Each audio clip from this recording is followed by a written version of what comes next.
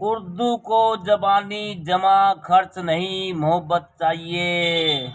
फिरोज बख्त अहमद जी क्या लेख लिखते हैं। उर्दू को ज़बानी जमा खर्च नहीं, मोहब्बत चाहिए।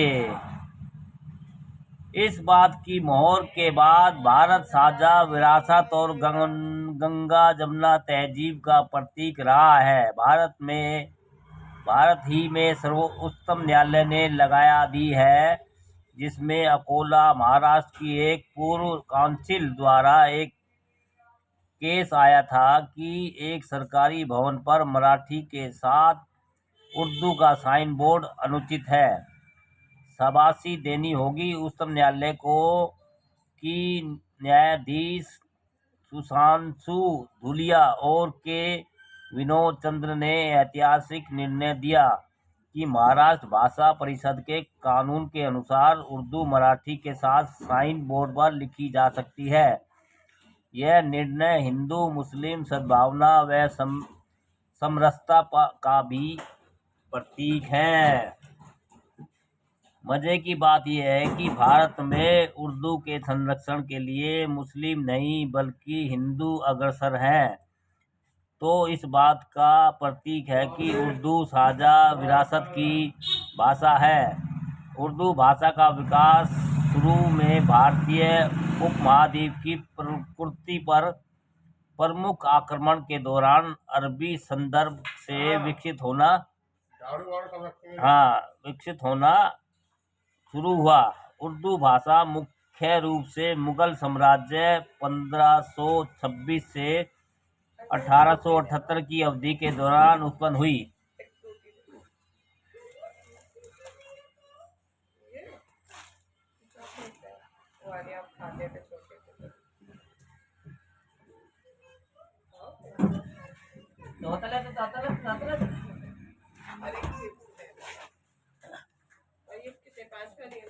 हाँ वही बात बहुत छोटा सा था ना, तब खाता था। अरे बच्चे हैं भाई। आज देख लिया ना बहुत दिन बाद। और क्या मांग रही थी? अच्छा जेम्स। बहुत दिन बाद दिखती है। अरे इनकी गलती नहीं है, इनको मिल रहा है भाई। महंगाई जरूरी है, पर हमारे टाइम में 5 पैसे भी नहीं मिलते थे भाई। खाना मिल जाए। हाँ वो भी वही मिल जाए बहुत था। उसी में खुश थे हम। इधर से आए तो रोटी, उधर से आए तो रोटी, बस रोटी रोटी था और था क्या। आजकल के बच्चे तभी रोटी नहीं खाते। हाँ हमने खा ली ना सारी।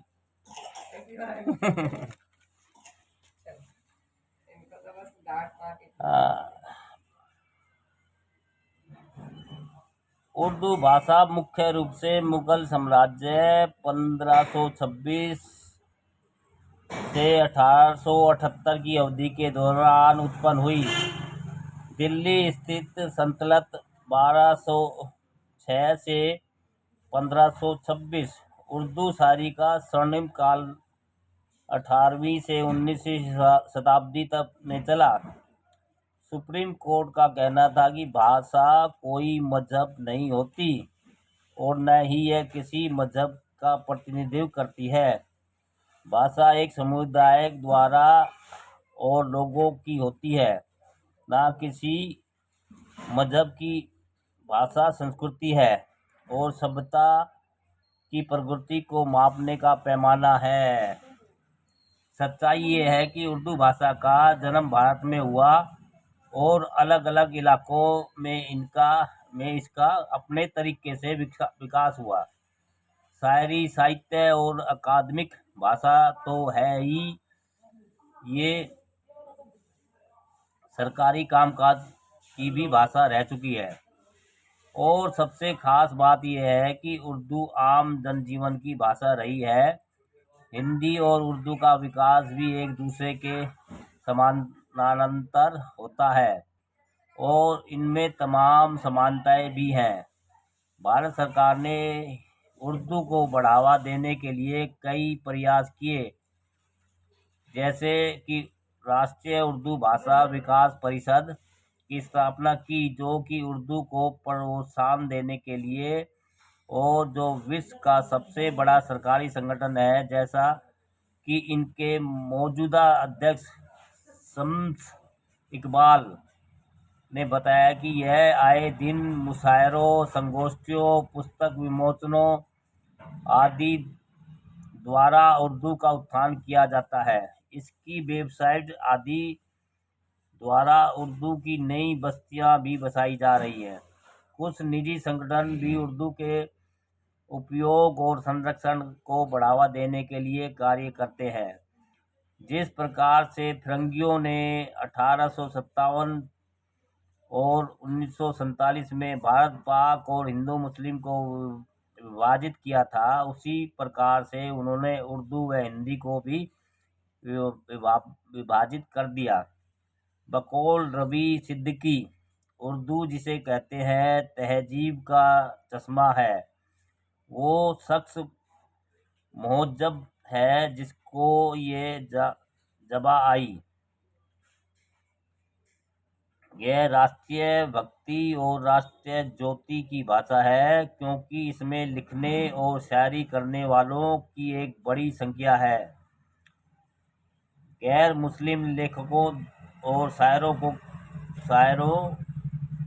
की भी है, जिसमें से बहुत सौ ने अपने नाम में उर्दू तखल्लुस उपनाम जोड़ लिया था, जैसे राम प्रसाद बिस्मिल हो गए, रघुपति सहाय फिराक गोरखपुरी बन गए, पंडित आनंद मोहन जुत्सी गुलजार दहलवी बन गए, ब्रजमोहन दत्तात्रेय कैफी हो गए, ब्रज नारायण बस्त बन गए, दयाचंद नसीम हो गए, हरिचंद अख्तर बन गए, राजेंद्र सिंह बेदी शहर हो गए और जगन्नाथ आजाद हो गए, त्रिलोक चंद महरूम हो गए, आनंद नारायण मल्ला हो गए,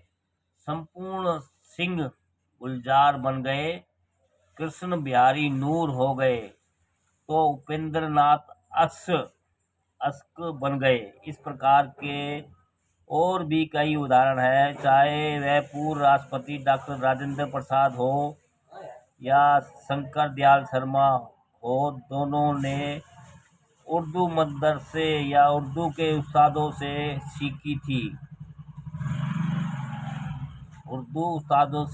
थी। समाज सुधारक राजा राम मोहन राय ने तो उर्दू, फारसी और अरबी भी सीखी थी और अपनी फारसी अखबार मिरार उल अखबार फारसी में प्रकाशित करते थे, जिसे अंग्रेजों ने झूठे आरोप लगाकर बंद कर दिया था, जिसे भारत रत्न मौलाना आजाद के अल हिलाल और अल बलाग की जमानत जब्त कर ली गई थी। बगैर उर्दू के ना साहित्य लिखा जा सकता है, ना फिल्मों की कहानियाँ लिखी जा सकती है।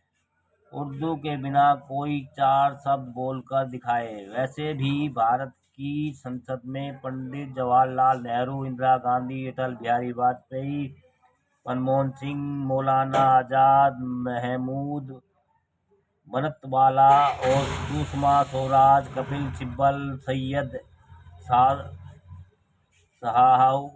सलाहुद्दीन ओवैसी, इमरान प्रतापगढ़ी, इकरा हसन आदि अपने अनोखे शायराना अंदाज में आपसी नोक झोंक करते रहे हैं। यूं तो भारत की सभी 23 भाषाएं बराबरी से प्यारी है, मगर कहा जाता है कि यदि आपको इश्क करना है तो उर्दू सीखिए, और अगर उर्दू सीखनी है तो इश्क कीजिए। जैसा कि नौसा मियाँ मिर्जा गालिब ने भी कहा था कि इश्क पर जोर नहीं है, यह वह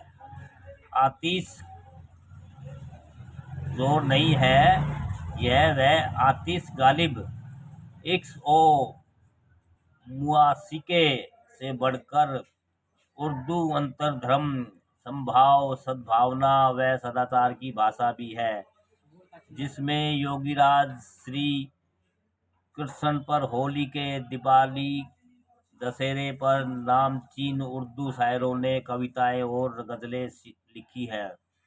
बहादुर शाह जफर के दौर में दिल्ली के रामलीला मैदान में दशहरे की चौपाइयाँ फारसी में बोली जाती थी और साझा विरासत की थीम के अंतर्गत होली के समय लाल किले के पीछे दिल्ली और बाहर से टुकड़िया शहंशाह के होली ठिठोली कंपटीशन में भाग लेने इमाम जी, जीता करती थी। तुम देख लो क्या है चाहिए क्या, वो तो खिलौने पिलौने हैं। हाँ, आज उर्दू इसलिए पिछड़ रही है, क्या ये देख ले भाई, अरे पेंसिल रबड़ कुछ मिलेगा उसमें, हाँ कर ले, पढ़ाई करेगा भाई बच्चा, बहुत खा लिया इसने खाना, अब पढ़ने में लगेगा। हाँ हाँ कर लो, चलो ठीक है भैया। आज उर्दू इसलिए पिछड़ रही है क्योंकि स्वयं उर्दू वाले ही इसका साथ नहीं दे रहे हैं, क्योंकि प्रथम यह है कि वे स्वयं ही कहते नहीं थकते कि उर्दू समाप्त हो रही है। वे यह भी कहते हैं कि उर्दू मुस्लिमों की ज़बान है, जो ठीक नहीं है, क्योंकि यह साझा विरासत की भाषा है। इसके अतिरिक्त वे उर्दू के प्रोफेसर जो बड़ी संगोष्ठियों में चिल्लाते हैं कि उर्दू ऑक्सीजन पर है और मर रही है, उन सब के बच्चे मिशनरियों अंग्रेजी माध्यम स्कूल में पढ़ते हैं और मीर व गालिब की उर्दू के लिए मगरमच्छी आंसू बहाते हैं। आज आर्टिफिशियल इंटेलिजेंस का दौर है और उर्दू को इससे व आधुनिक तकनीकी जोड़ना अत्यंत आवश्यक है। उर्दू के साथ कुछ ऐसा ही हुआ है जैसे मशहूर शायर साहिल लुधियानवी ने कहा था, वो अफसाना जिसे अंजाम तक लाना न हो मुमकिन, उसे एक खूबसूरत मोड़ देकर छोड़ना अच्छा है। दोस्तों, उर्दू को ज़बानी जमा खर्च नहीं, मोहब्बत चाहिए। रोज़ वक्त अहमद जी लिखते हैं। हाँ।